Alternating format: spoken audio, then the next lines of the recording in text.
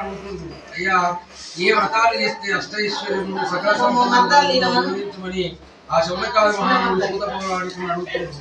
అప్పుడు సూత పౌరాణికుడు ఈ విధంగా చెప్తున్నాడు.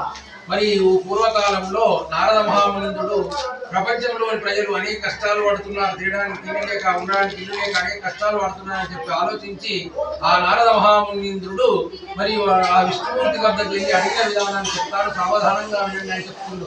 అప్పుడు నారద మహామునీంద్రుడు బ్రహ్మముహూర్తంలో లేచి, బ్రహ్మముహూర్తం అనగా 3 గంటలకు లేచేవాళ్ళు. మిక్కిలి దరిద్రంతో భిక్షాటన చేయించున్నాను, కొడదాన పాటలు పడుతున్నాను, ఇంటింటికి తిరుగుతున్నాను, నా దారిద్రాన్ని అంతా పోయే మార్గం ఏదన్నా ఉంటే చెప్పండి అని ఆ విప్రుడిని వేడుకుంటాడు. అప్పుడు ఆ వృద్ధ బ్రాహ్మణుడు, ఓ దుర్యోత్తమ,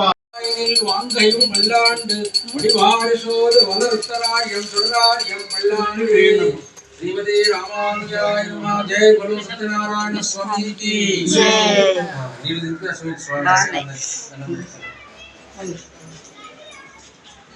ఇప్పుడు మీ దగ్గర ఏం పైసలు లేకపోతే చేతిలో తీసేయండి, ఉంగరాలు కానీ ఏమన్నా కానీ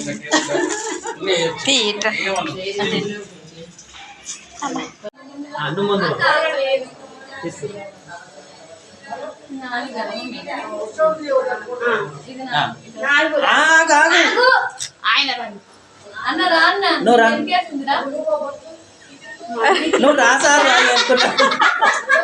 నువ్వు రా, నువ్వు ముందుకు రా, నువ్వు ముందుకు రా.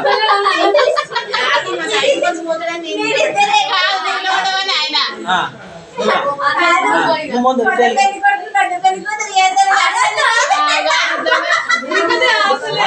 ఈయన ముందు వాళ్ళరా, నువ్వు ఆగు.